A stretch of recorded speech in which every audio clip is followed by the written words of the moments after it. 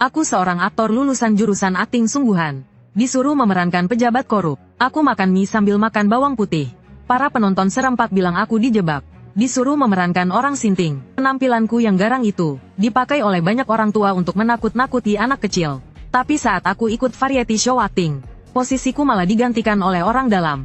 Peran paman polisi yang seharusnya jadi milikku, malah dipaksa berubah menjadi pecandu. Saat ini aku melihat peran pecandu yang kudapatkan. Hatiku benar-benar hancur lebur. Mau akting apa lagi coba? Saat aku sedang mengeluh tiba-tiba terdengar suara elektronik. Selamat tuan rumah telah mengaktifkan sistem fiksi menjadi kenyataan. Mendeteksi peran target yang akan diperankan oleh tuan rumah. Satu pecandu. Memberi hadiah tuan rumah menjadi pecandu sungguhan selama 10 tahun.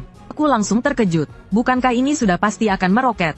Tapi sedetik kemudian aku merasa seluruh energi di tubuhku seakan hilang. Aku tak tahan membuka mulut lebar-lebar dan menguap. Air mataku juga tak berhenti mengalir.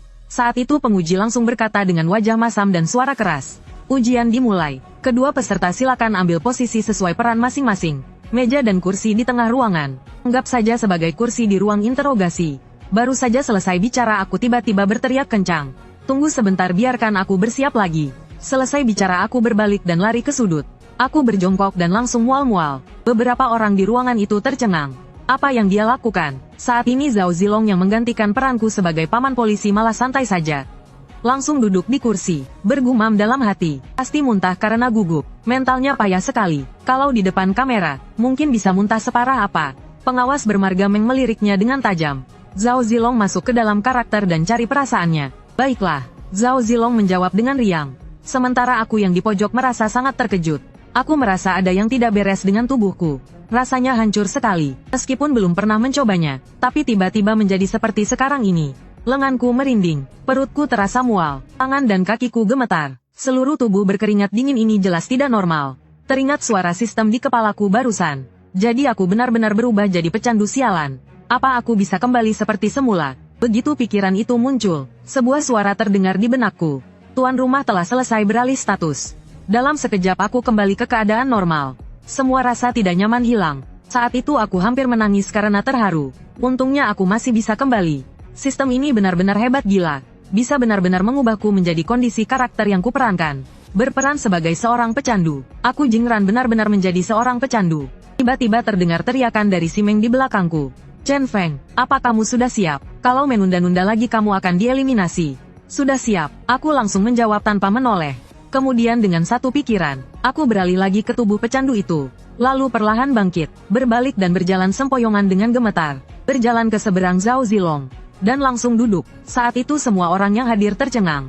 Kenapa wajahnya menjadi pucat? Mengikuti suara action dari juri bermarga Meng. Ujian resmi dimulai. Zhao Zilong berperan sebagai interrogator. Perannya adalah seorang polisi yang menyamar. Dia dituntut untuk menunjukkan tatapan yang tajam. Dan bahasa tubuh yang sangat mengintimidasi model. Jadi Zhao Zilong duduk dengan sangat tenang. Tapi dia tidak tertawa. Ekspresi wajahnya serius. Hanya saja terlalu banyak hal yang janggal. Misalnya hari ini dia sebenarnya memakai riasan. Dan tatapan matanya sama sekali tidak tajam. Sebaliknya agak menjijikkan. Aku di seberangnya berperan sebagai seorang pecandu.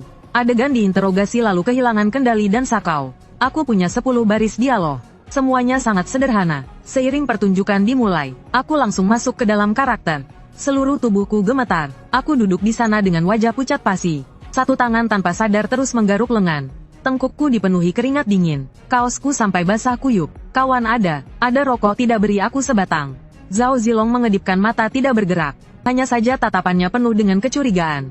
Orang ini sedang berakting atau benaran?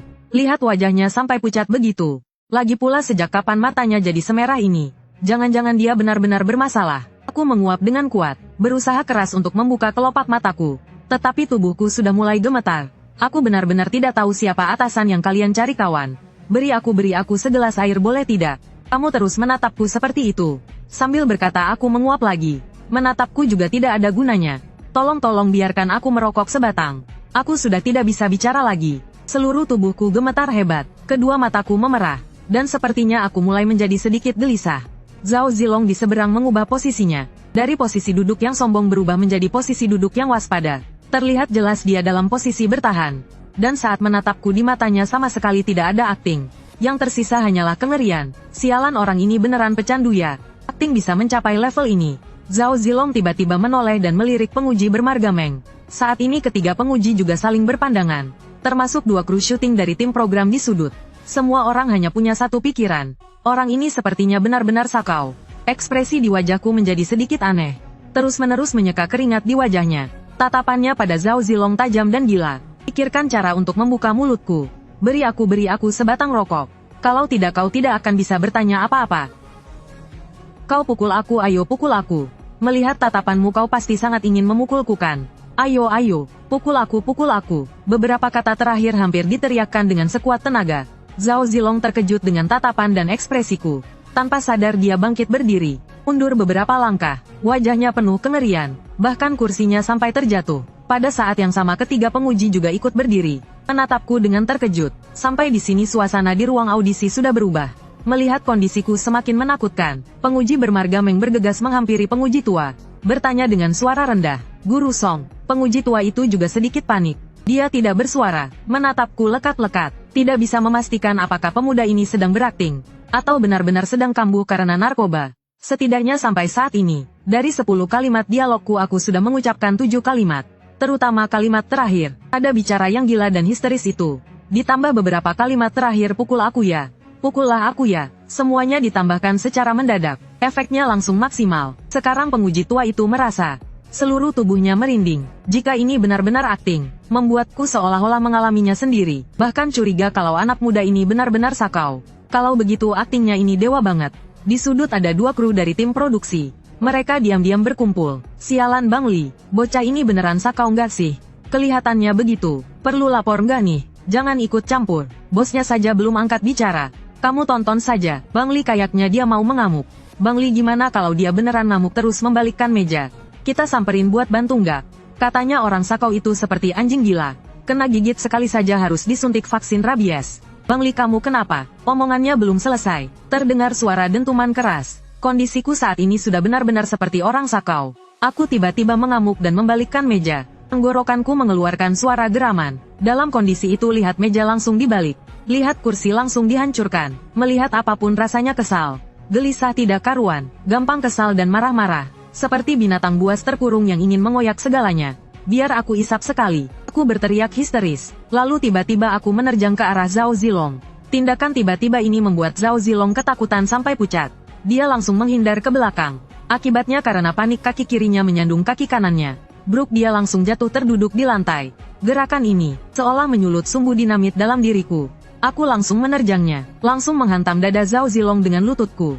Sambil berteriak histeris. Biarkan aku isap sekali. Satu tanganku mencengkeram erat leher Zhao Zilong. Sementara tanganku yang lain menggeledah seluruh tubuhnya. Zhao Zilong ketakutan sampai tangan dan kakinya lemas. Menjerit histeris. Tolong. Penguji bermarga Meng yang ada di samping akhirnya panik. Berteriak dengan keras. Chen Feng apa yang kamu lakukan? Cepat bantu tarik Chen Feng. Dua kameramen di sudut sana terkejut. Gawat ini benar-benar sakau. Cepatlah. Dua pria itu memberanikan diri dan maju. Saat itu aku benar-benar menemukan sebungkus rokok dari saku Zhao Zilong. Aku langsung berbalik dan bersembunyi di sudut. Meringkuk di lantai. Dengan tangan gemetar aku berusaha keras mengeluarkan sebatang rokok. Korek di tanganku jatuh ke lantai beberapa kali. Akhirnya aku berhasil memungutnya, menyalakan apinya, menghisapnya dalam-dalam. Di wajah itu, air mata ingus dan air liur bercampur menjadi satu. Mengembuskan asap rokok. Aku bergumam pada diriku sendiri. View sekali hisap saja sudah sepadan. Di tengah ruangan, dua kameramen menyeret Zhao Zilong ke kejauhan. Meninggalkan jejak kencing yang panjang di lantai. Zhao Zilong baru saja mengompol karena ketakutan. Yang bermarga Meng buru-buru menelepon. Demi keamanan penguji tua dan penguji wanita. Mundur bersamaan ke pintu belakang. Tidak ada yang berani mendekatiku. Sementara aku terus meringkuk di sudut. Terus menghisapnya. Hingga 10 menit kemudian terdengar suara sirene di luar. Tak lama kemudian pintu ruang ujian dibuka. Dua petugas berseragam masuk. Penguji bermarga Meng langsung maju menyambut. Sambil menunjuk ke arahku di sudut dia berkata dengan cemas. Itu dia pasti menggunakan narkoba. Dia sedang sakau. Lihat saja dia membuat salah satu peserta kami ketakutan. Kedua petugas itu mengerutkan kening. Yang satu mengeluarkan tongkat listrik. Yang satu mengeluarkan semprotan merica. Mereka berdua perlahan mendekatiku. Tepat saat mereka bersiap untuk mengendalikanku. Aku tiba-tiba menoleh ke arah mereka. Berkata dengan wajah bingung. Anu aku mau tanya apa sudah bilang Cut. Apakah kedua paman polisi ini sudah diatur sebelumnya? Kedua paman polisi itu tanpa banyak bicara. Langsung membawaku pergi. Saat meninggalkan ruang audisi. Di luar ratusan orang mengangkat ponsel untuk merekam. Semua orang mendengar sebuah cerita. Seorang peserta adalah pecandu narkoba. Ternyata isi audisinya kebetulan adalah berakting sebagai seorang pecandu. Akibatnya peserta ini saat audisi, sakaunya kambuh di tengah-tengah proses. Mengerikan, katanya sampai membuat saingannya terkencing-kencing ketakutan. Siapa saingannya? Seseorang di internet bernama pria tampan bergaya hutan. Seorang streamer influencer cosplayer, langsung terkencing ketakutan di tempat. Dengan cepat beritanya menyebar di internet. Berbagai macam postingan aneh bertebaran di mana-mana. Tapi tanpa terkecuali semua konten ini berhubungan denganku. Sore hari, matahari terbenam di ufuk barat. Aku akhirnya keluar dari kantor polisi. Merasa sangat lega, baik hasil tes urin maupun tes darah semuanya menunjukkan negatif. Di dalam tubuhku sama sekali tidak ada barang terlarang. Jadi waktu itu di dalam ruang audisi, semua penampilanku hanyalah akting semata. Saat keluar dari pintu utama di belakangku ada seorang petugas yang mengikuti. Yaitu petugas yang tadi siang secara pribadi membawaku ke kantor polisi. Bernama Niu Dali. Setelah kami berdua sampai di pinggir jalan, Niu Dali menepuk-nepuk pundakku. Baiklah anak muda, pulanglah. Selain itu mengenai kompetisi yang kamu ikuti, kami akan membantumu mengeluarkan surat keterangan. Untuk memberimu bukti. Terima kasih Pak Niu. Aku mengulurkan tangan untuk berjabat tangan dengannya. Niu Dali menggelengkan kepala sambil tersenyum. Tidak perlu sungkan. Sejujurnya waktu itu saat melihatmu, aku benar-benar mengira kamu sedang kambuh. Ternyata itu semua adalah aktingmu. Sungguh membuat orang terpukau Siang Chengdong. Terima kasih atas pujiannya. Aku tersenyum dengan rendah hati. Sudah, cepat pergi sana. Kalau begitu aku pergi dulu ya. Terima kasih atas bantuan petugas Niu. Mengenai pihak acara, mohon Anda segera menulis surat keterangan untuk mereka. Pergilah dengan tenang. Aku pun pergi dengan tenang. Malam itu petinggi di distrik kota Yanjing mengeluarkan pengumuman resmi, karena aku dibawa pergi dari lokasi audisi acara. Siapakah aktornya? Hal itu menyebabkan kehebohan opini publik yang cukup besar. Jadi pihak berwenang merasa perlu untuk memberikan klarifikasi. Masalah seperti ini tidak boleh dibiarkan berlarut-larut. Harus segera diredam. Pada saat yang bersamaan, tim program, siapakah aktornya, dan juga penanggung jawab lokasi audisi Yanjing, termasuk ketiga juri penilai itu, semuanya menerima surat keterangan dari atasan. Setelah selesai membaca isi surat itu, ketiga juri yang sedang makan malam bersama itu pun terkejut. Bukan karena kambuh kecanduan, jadi dia benar-benar sedang berakting. Sial, efek aktingnya ini benar-benar hebat. Alhasil juri tua dan juri wanita langsung mengetuk meja dan memutuskan saat itu juga. Aku berhasil lolos audisi. Juri yang bermargameng tidak bisa berkata apa-apa, apalagi yang bisa dikatakan.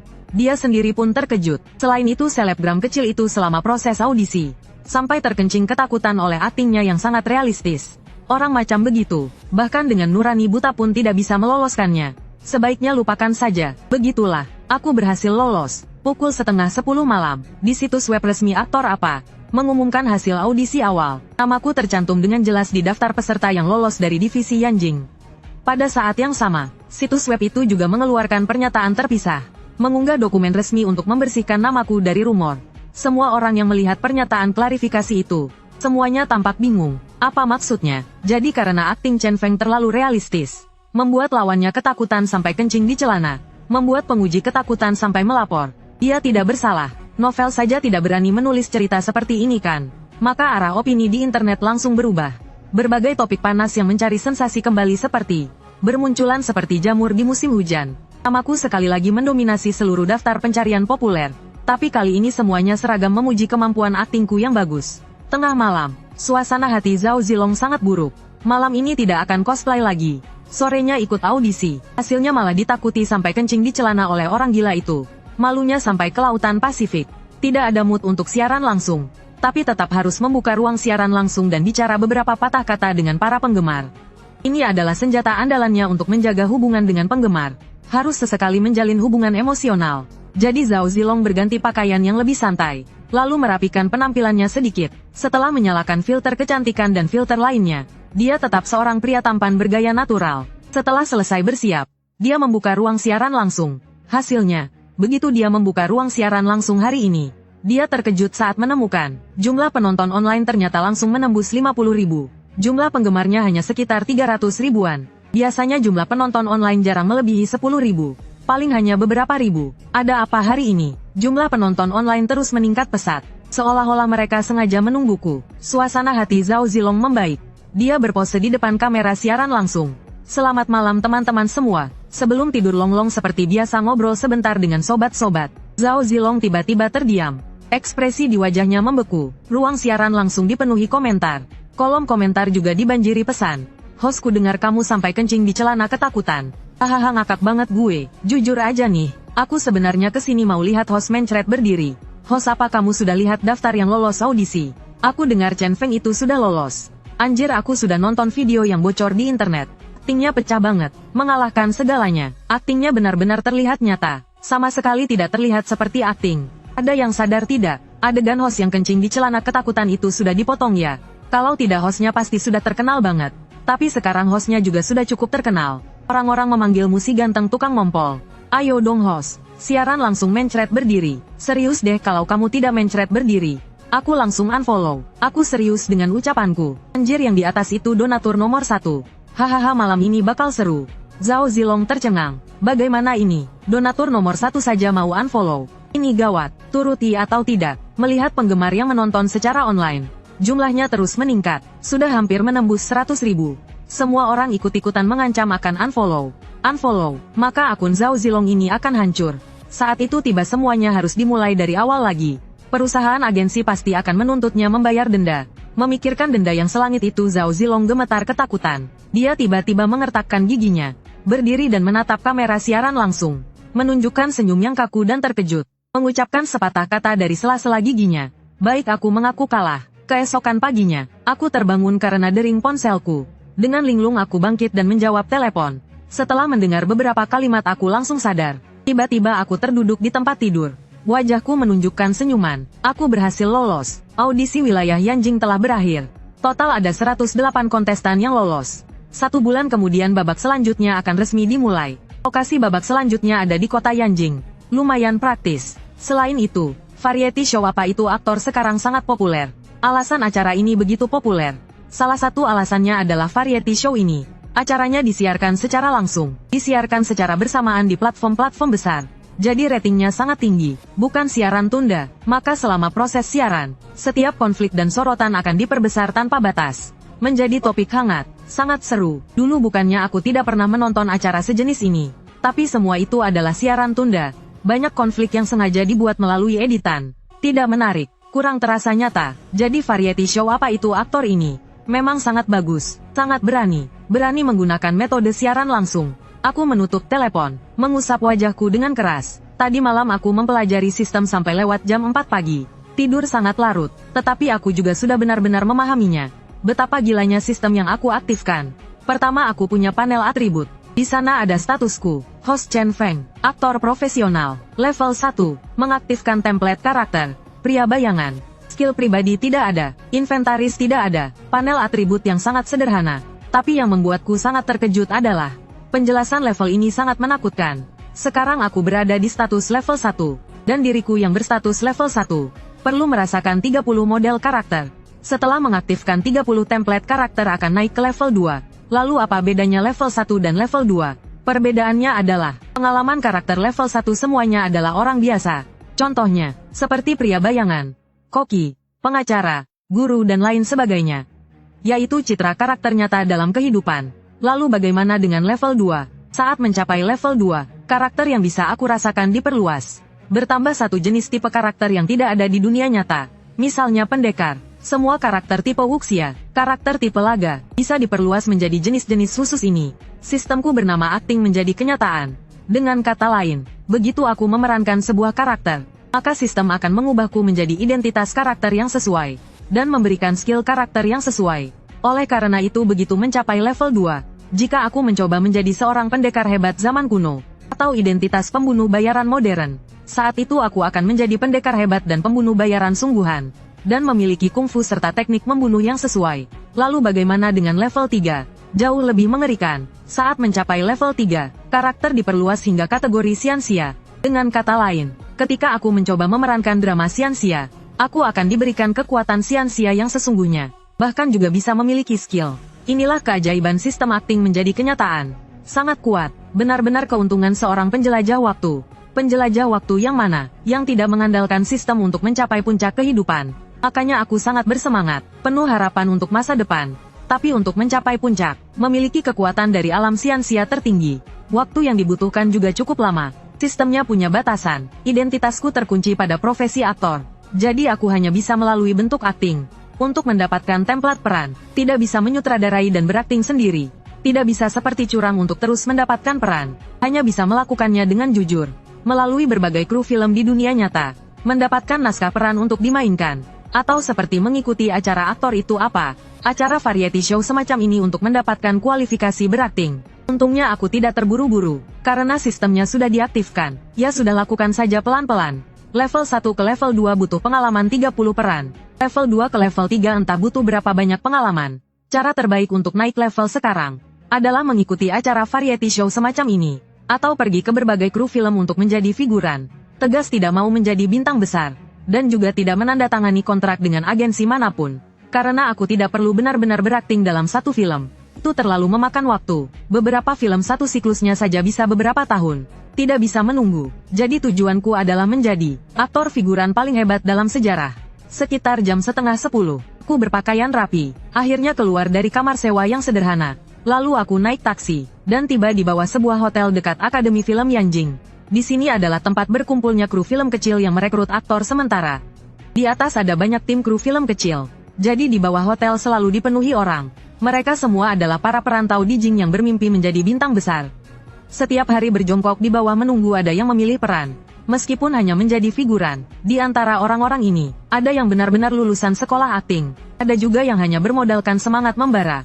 Anak baru yang ingin masuk ke dunia hiburan. Satu-satunya keuntungan di sini adalah tidak ada perantara. Juga tidak ada calo, karena di sini berdekatan dengan Akademi Film. Pada dasarnya ini adalah wilayah mahasiswa Akademi Film. Setelah sampai aku pun dengan patuh berdiri di bawah pohon rindang. Menunggu saja, di dalam hotel. Kadang-kadang akan ada orang yang turun untuk memilih aktor figuran. Setiap hari bisa ada 7-8 kali kesempatan. Kalau beruntung bisa dapat bayaran. Dulu aku juga sering datang. Jadi sudah terbiasa. Baru berdiri beberapa menit. Kebetulan ada orang yang turun. Seorang pria kecil yang gemuk. Mengenakan kemeja biru. Penuh dengan keringat. Ketiaknya basah kuyup. Begitu si gendut keluar dia langsung berteriak. Ada yang bisa memasak tidak? Setidaknya harus bisa melempar wajan. Usia antara 25-35 tahun.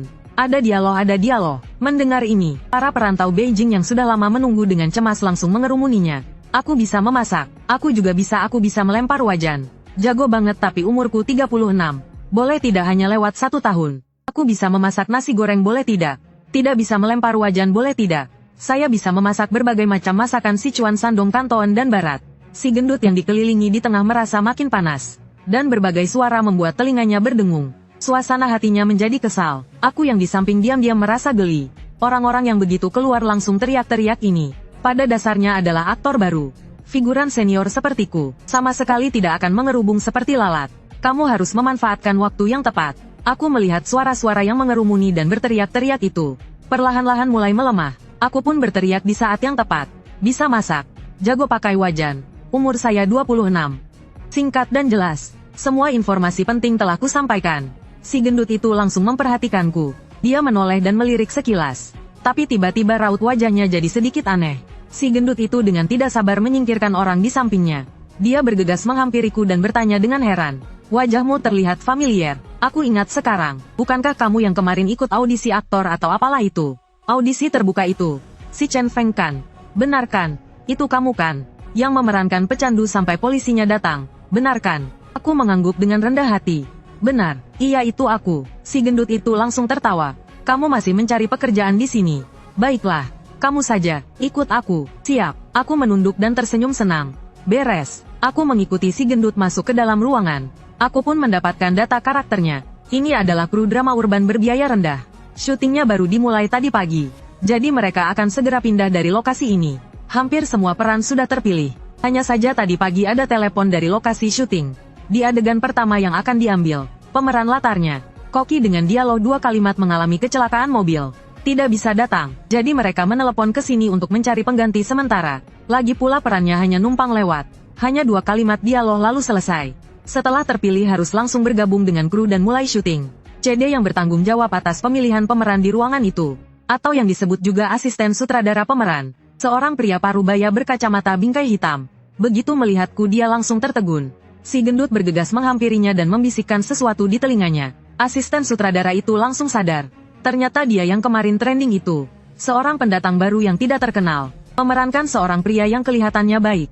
Hasilnya sampai memanggil polisi. Benar-benar viral juga ya. Asisten sutradara itu mengangguk padaku. Anak muda, kamu punya potensi ya. Tapi kamu seharusnya tahu kebutuhan kami di sini kan. Hanya 2 baris dialog. Jadi pemeran latar belakang saja. Bagaimana, apa kamu berminat? Mau? Ku mengangguk tanpa ragu. Baiklah, bisa menggoyangkan wajan kan? Aku mengangguk. Kalau begitu nanti ikut kami ke lokasi syuting. Kamu mungkin harus ikut selama 3 hari ini. Totalnya ada adegan untuk 3 hari. Semuanya adegan memasak di dapur, apa bisa diterima? Bagaimana dengan bayarannya? Seperti biasa 150 sehari. Meskipun kejadianmu kemarin jadi trending, tapi kamu tetaplah seorang figuran. Harga figuran di sini hanya 100-150. Mengingat kamu juga lulusan sekolah akting. Jadi aku kasih kamu harga tertinggi 150. Oke, tidak masalah. Kalau begitu tanda tangani kontraknya. 20 menit lagi kita berangkat ke lokasi syuting. Si gendut bergegas datang, menyerahkan kontrak sederhana untuk figuran kepadaku. Hanya sekadar formalitas. Lagi pula untuk figuran kontrak seperti ini, hanya bisa mengikat orang yang jujur saja. Sehari 150, harga pasaran. Jadi aku segera menandatangani namaku. Saat tanda tangan selesai, seperti yang kuduga, suara notifikasi sistem terdengar di benakku. Terdeteksi target peran yang akan dimainkan oleh host adalah Koki. Selamat kepada tuan rumah karena telah menjadi Koki Pusaka Nasional Senior papan atas. Menguasai 8 aliran masakan besar seperti Cuan, Lu, Yue, dan Hui. Menguasai ratusan cita rasa masakan. Menguasai resep hidangan kenegaraan. Adalah pewaris sejati perjamuan mancuhan. Seketika mataku berbinar. Wah gila, keren banget. Pada saat yang sama seluruh tubuhku terasa seperti berendam di pemandian air panas. Hangat dan nyaman. Di dalam benakku muncul resep yang tak terhitung jumlahnya. Sebuah kebiasaan juga telah mendarah daging dalam diriku. Nikmat. Perasaan ini sungguh luar biasa. Tapi untuk sekarang sebaiknya aku kembali seperti semula dulu. Nanti di lokasi baru aku tunjukkan kehebatanku. 1 jam kemudian, aku mengikuti si gendut dan asisten sutradara. Tiba di sebuah restoran kecil di Jalan Lingkar 4 Barat. Disinilah lokasi syutingnya. Restorannya juga sudah lama. Setidaknya sudah lebih dari 20 tahun. Yang dicari memang nuansa jadulnya. Saat aku masuk dan melihat aktris utama yang sedang syuting, aku langsung tertegun. Kebetulan sekali, aktris utama di dalam ternyata adalah orang yang kemarin hampir menjadi lawanku. Gadis yang bernama Kudan itu. Kelihatannya dia juga pendatang baru. Tapi bagaimanapun juga dia sekarang sudah menjadi aktris utama. Tidak peduli berapa biaya produksinya. Itu tetap saja sebuah serial TV. Tak lama kemudian adegan sang aktris utama selesai diambil. Gadis dengan penampilan yang manis ini. Aktingnya masih sangat kaku. Satu adegan jongkok mencuci piring harus diulang beberapa kali. Melihatnya begitu berhati-hati selama syuting, aku menghela napas dalam hati. Zaman sekarang sulit sekali bagi pendatang baru untuk bisa sukses ya. Terutama untuk para gadis. Melihatku dan berjalan ke arah luar, aku baru saja hendak mengangguk untuk menyapanya. Tapi tak disangka dia hanya melirikku dengan datar. Dan langsung berjalan melewatiku. Aku terpaku. Masa sih realistis ini? Pura-pura tidak kenal. Dan sudah keluar. Aku menggelengkan kepala dan mencoba ikhlas. Dunia hiburan memang seperti ini. Menjilat yang di atas menginjak yang di bawah. Seandainya bertemu dengannya di jalan, mungkin dia masih akan mengangguk dan menyapa. Tapi di lokasi syuting, dia sekarang adalah pemeran utama wanita. Aku hanyalah seorang pemeran figuran yang dadakan. Perbedaan status ini sudah sangat jelas. Yang eknya tinggi mungkin masih akan basa-basi palsu. Yang eknya rendah tidak perlu dibicarakan lagi. Sama sekali malas meladenimu yang hanya seorang figuran. Kalau dramanya tiba-tiba populer, dia akan langsung terkenal. Kamu itu apa? Selamanya hanyalah seorang figuran. Jadi aku juga bisa memakluminya. Gadis ini penampilannya terlihat manis. Punya aura seperti gadis tetangga sebelah. Tapi orang yang bisa masuk ke dunia ini dan menjadi pemeran utama wanita, pada dasarnya tidak ada yang sederhana. Inilah yang disebut jangan menilai orang dari penampilannya. Aku terus menunggu di depan pintu. Di dalam asisten sutradara casting terus berbisik dengan sutradara. Sudah berbicara cukup lama. Ada apa ini? Jangan-jangan ada masalah. Peranku sebagai figuran saja bisa timbul masalah. Aku menjulurkan kepala untuk melihat. Di dapur belakang restoran sepertinya ada sosok seorang koki. Sedang sibuk dengan wajan besar. Terlihat sedikit canggung. Tidak mungkin. Jangan-jangan aku sudah digantikan orang lain. Benar saja. Dengan cepat asisten sutradara casting keluar. Datang ke hadapanku. Berkata dengan wajah serius. Xiao Chen, begini situasinya. Sebelum kami kembali, pemeran utama wanita membawa seseorang. Kamu mengerti kan? Itu koki yang di dalam. Mendengar itu aku langsung sadar. Aku bilang si Kudan itu. Kenapa tadi ekspresinya seperti orang yang ditagih utang? Dingin dan cuek. Ternyata dia membawa orangnya sendiri. Membawa seseorang kemari untuk cari muka. Hal seperti ini sudah tidak aneh di lokasi syuting. Setiap hari selalu terjadi. Tentu saja aku tidak menganggapnya serius. Hanya saja sebelum datang aku sudah tanda tangan kontrak dengan asisten sutradara casting ini. Gimana dong? Melihat alisku mengerut, asisten sutradara casting menepuk pundakku. Berbisik, Chen kecil jangan khawatir dulu. Meskipun peran Koki di beberapa adegan ini hanyalah seorang figuran, dan syutingnya hanya 3 hari.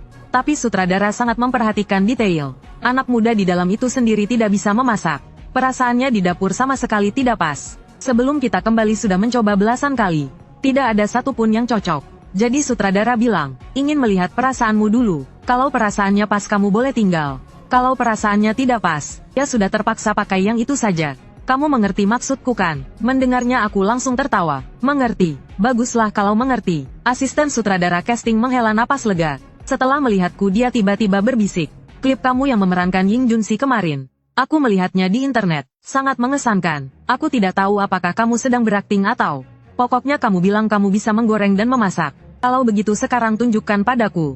Beres. Aku berjalan ke dapur dengan santai. Sambil berjalan aku sudah beralih ke mode Koki. Di dapur belakang aku sudah berganti kostum. Tapi aku tidak pakai riasan. Sutradara hanya ingin melihat gayaku. Peran apapun, meskipun hanya pemeran figuran kamu juga harus punya gaya. Kalau sudah ada gayanya tentu akan masuk ke dalam perannya. Jadilah banyak orang berkerumun di pintu dapur belakang. Lampu sorot lensa kamera sudah siap. Sutradara duduk di luar sambil melihat monitor. Pemeran utama wanitaku dan juga berdesakan di pintu untuk menonton. Di sebelahnya berdiri seorang pemuda yang dia bawa. Pemuda itu melihat punggungku. Dia mendekat ke telinga pemeran utama wanita dan bertanya dengan suara pelan. Kak, ini bagaimana? Lihat dulu saja. Dia juga sangat muda. Gaya seorang Koki tidak begitu mudah untuk ditiru.